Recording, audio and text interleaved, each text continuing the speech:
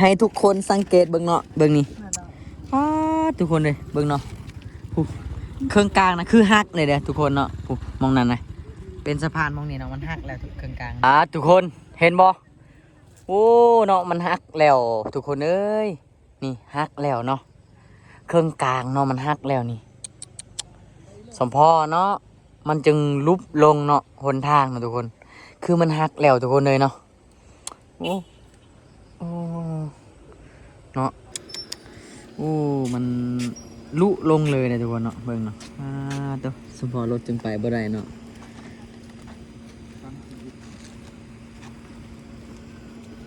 นี่คือนักท่องเที่ยวเนาะนักท่องเที่ยวกับสิได้จ้างรถพิเศษเนาะให้มาส่งที่เขื่อนพักหรือว่าไปส่งที่คิวรถเนาะทุกคนเนาะเพราะว่ารถโดยสารก็ติดอยู่ในนี้หมดเลยนะทุกคนเห็นบ่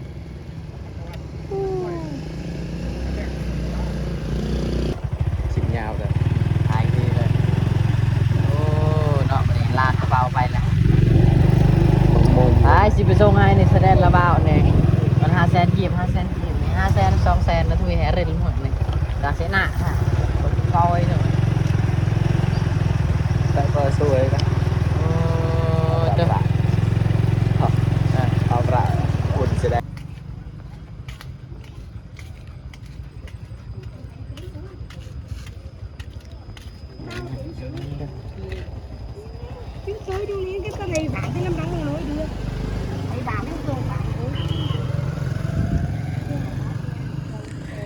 สบายดีทุกคนตอนนี้ลาเอกอยู่ที่หมู่บ้านดงสวรรค์เนาะนี่คือเส้นทางเล็กเก่าทุกคนเนาะเป็นครัวเนาะตอนนี้ครัวมันสิพังเลยทุกคนเลยว่ามันสิลุลงเนาะประมาณนี้เนาะและรถแก่เครื่องน้ำหนักเนาะรถที่แก่เครื่องนักแมนจะไปบ่ได้เนาะทุกคนเนาะรถติดยาวเลยตอนนี้นี่เนาะเห็นบ่ทุกคนครัวนะมันสิลุลงไปนะทุกคนเพราะว่าครัวตัวนี้นะน่าจะเขาเจ้าใส่หลายปีแล้วเนาะคิดว่าเนาะตั้งแต่เขาเจ้าสร้างเส้นทางเล็กเก่าเนี่ยแหละคันสิวาไปกะทุกคนเนาะนี่รถติดยาวเลยมือนี่ติดลายคักเนาะบ่ฮู้ว่าเขาเจ้าสิได้ไปบ่มือนี้น่าจะยาวเลยคิดว่าเนาะเพื่อเขาเจ้าสิแปลงหรือว่าซ่อมครัวได้เนาะตอนนี้ก็คือ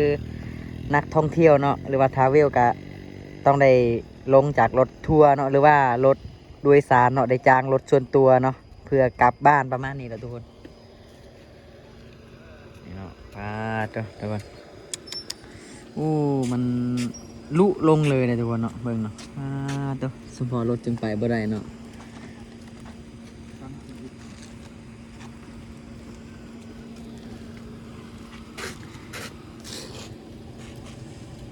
รถจักรนี่พอแอบไปได้อยู่เนาะรถจักรเนาะแต่ว่ารถแก้เครื่องนักกะสียากเลยทุกคนถ้ารถที่แบบแก้เครื่องนักกะบกล้าเสียงเนาะบกล้าเสียงที่จะข้ามไปเนาะเอามาเบิ่งเนาะรถเก่งว่าเพิ่นสิแอบไปได้บ่คนเนาะตัว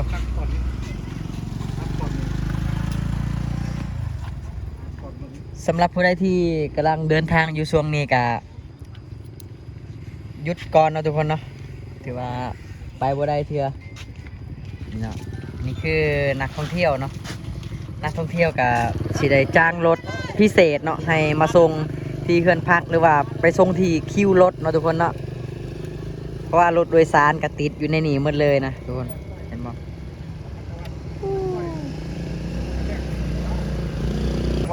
อากาศก็ร้อนค่ะเนาะมื้อนี้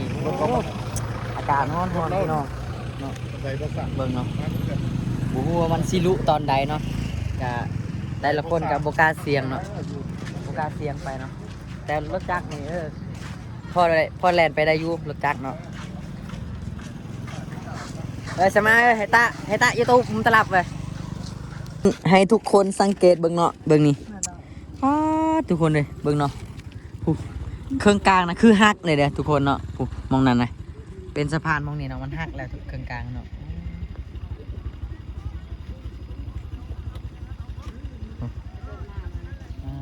เดี๋ยวเรา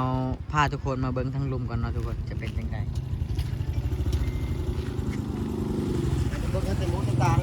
น่ากลาวยังตารอยอังกฤษแล้วป่ะทุกคน เห็นบ่โอ้เนาะมันหักแล้วทุกคนเอ้ยนี่หักแล้วเนาะเครื่องกลางเนาะมันหักแล้วนี่สมพอเนาะมันจึงลุบลงเนาะหนทางเนาะทุกคนคือมันหักแล้วทุกคนเลยเนาะโอ้โอ้เนาะเพราะว่าครัวตัวนี้น่ะหลายปีแห้งทุกคนเลยเนาะตั้งแต่เขาเจ้าสร้างถนนหรือว่าเส้นทางเล็กเก่าเนาะมันก็เลยลุเนาะตอนนี้เนาะคิดว่าอีกหลายมือนะทุกคนที่เขาเจ้าจะได้ซ้อมหรือว่าเฮ็ดใหม่เนาะรถก็จะได้ติดยาวๆเลยแหละเห็นบ่ทุกคนโอ้พาทุกคนลงมาเบิ่งจากข่าวหนึงเนาะ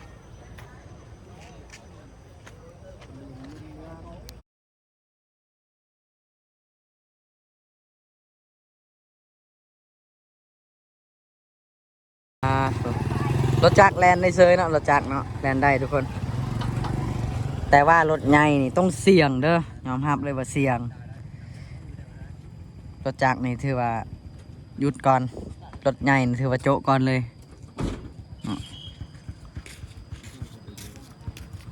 ผู้รถติดฮอดพุ่นเนาะตั้งแต่ตลาดบ้านดงทางนี้ก็ตั้งแต่เริ่มตั้งแต่ด้านกวดสินค้าพุ่นแล้วเนาะ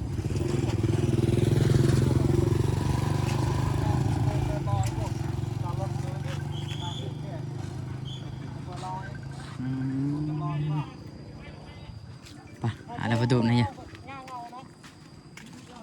เดี๋ยวเรามาเบิ่งเนาะอันนี้รถแกกล้วยเนาะคาอยู่นี่แหละสงสัยกล้วยจะได้สุกอยู่นี่แหละคิดว่า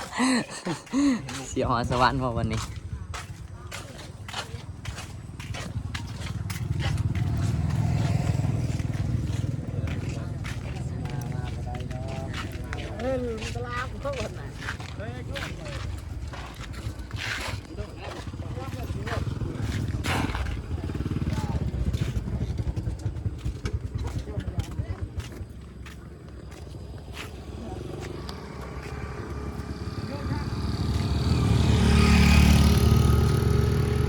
รถติดยาวๆเลยเนาะฮอดเทิงพุ่น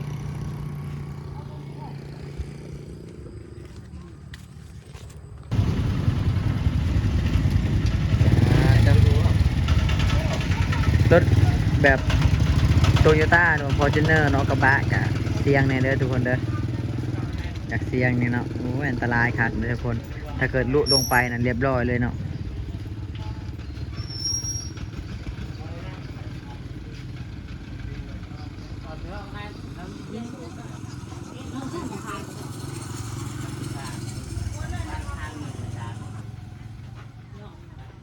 เดี๋ยวพาทุกคนมาเบิ่งน้ำกันเนาะ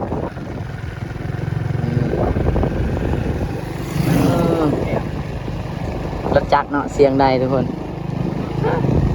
รถไงมาโจ๊ะก่อนเด้อนี่โอ้เห็นบ่อันตรายอันตรายเด้อ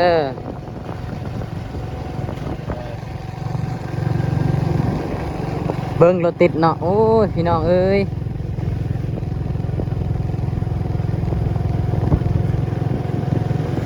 พี่น้อง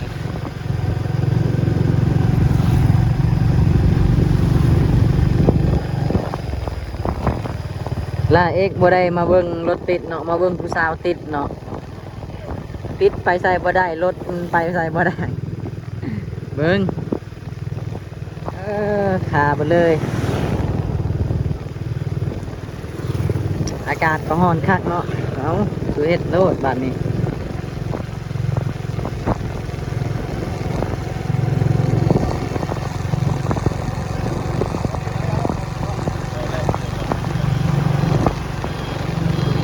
ปุ๊บ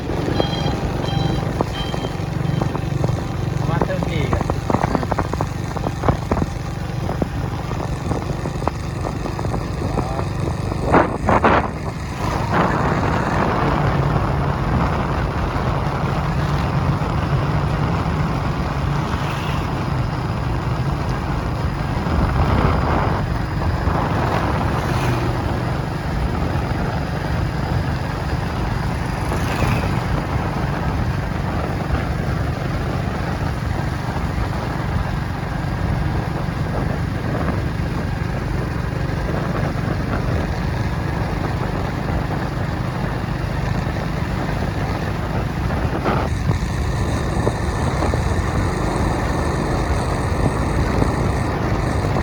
พี่น้องจะพาทุกคนมาเบิ่งเนาะครัวอยู่ที่บ้านดงสวรรค์มันสิฮักแล้วเขาเจ้าว่าเนาะมันสิลุลงแล้วเบิ่งรถกำลังติดหลายเนาะไปเอาไปเบิ่งนำกันเนาะว่ารถใหญ่ยังไปได้บ่เนาะยินเขาเจ้าเว้าเนาะทุกคนแต่ว่าตอนนี้เรากำลังกันสิไปเบิ่งนำกันนะติดยาวเลยเด้อรถไฟที่แกน้ำหนักลายกับไปบ่ได้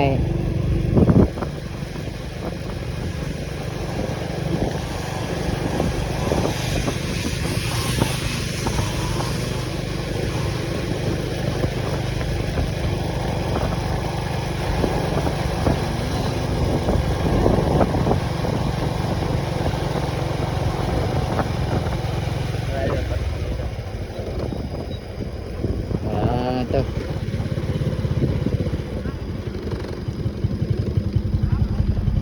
โอ้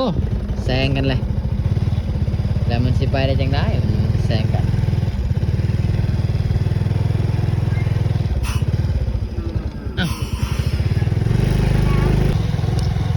อย่าเด้อกันแล้วเอ้ยไปยิงรอยเลยสมัยเอ้ยรอยตามเสกมอมันอ่อจนเลยมันจะไปเปลี่ยนใช่แล้วนี่เนาะโอ้รถติดยาวเลยเด้อโอ้ยยวนออนพอช่วยตัวนี้จุลบ่าวมันน่ะมันต้องหาแสนหรือเปล่าเจ๊ละรถนกันเลยเสียขอบคุณรถมีการเสียก่อนเลยรถติดยาวเลยเด้อจะไปได้บ่เรียบร้อยทุกคนเอ้ย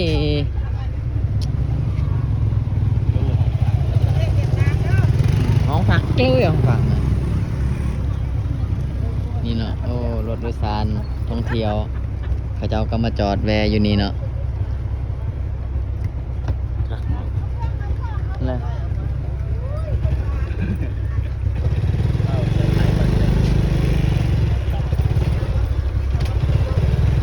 โอ้ยตายไปแล้วเตะปลาหายมันตายกันถ่ายเนาะ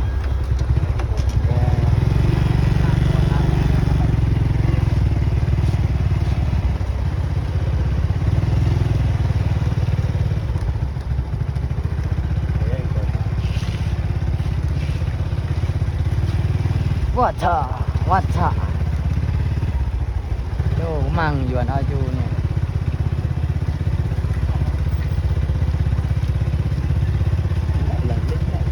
เฮ้ย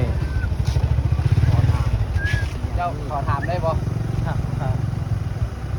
มันคือให้ไปได้จักชั่วโมงว่าลูกนี้น่าผมด้วยครับผมได้จ้างรถฟังนะปลาหายเนาะหายอ่านเนาะเล่นด้วยฮะเล่นขึ้นเล่นบนไหนเล่นอ่านด้วยกันเล่นนี่แหละ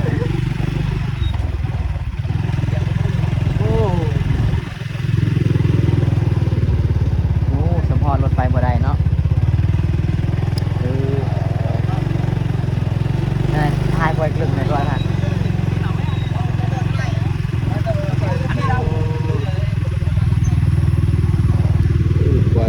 ไหนกลาแม่แบตจะโทรศัพท์น้องไปเอ็ดแล้วมาดมแบตเชิญอ่ะทำไรอ่ะทำไรตัวทายตรงไหนทายเลยทายขนาดชิ้นยาวเลยทายดีเลยโอ้เนาะมันลากกระเป๋าไปแล้วทายสิไปส่งให้ในแสดงระเบ้าเนี่ยมัน500,000 กีบ500,000 กีบ500,000 200,000แล้วทุกอย่างเรื่องหมดเลยราเสนาฮะคนคอยหนึ่งแต่ก็สวยนะโอ้เจ้าเอาประอุ่นแสดงเอาประเลยโอ้ยเต็มของพังเลยคนเต็มเลยของพังพี่น้องโอ้สองของพังเต็มมืดรถท่องเที่ยวเธอใหม่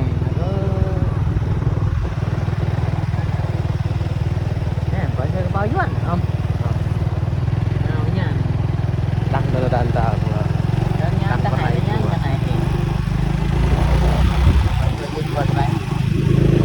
จ้ะ